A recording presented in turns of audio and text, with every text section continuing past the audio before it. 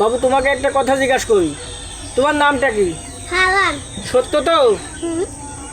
তোমাকে 4টা প্রশ্ন করব, সত্য হলে সত্য বলবা, মিথ্যা আছে নিবা না, মিথ্যা আছে নিলে আল্লাহর কাছে দায়ী থাকবা। রাগ করলা? না।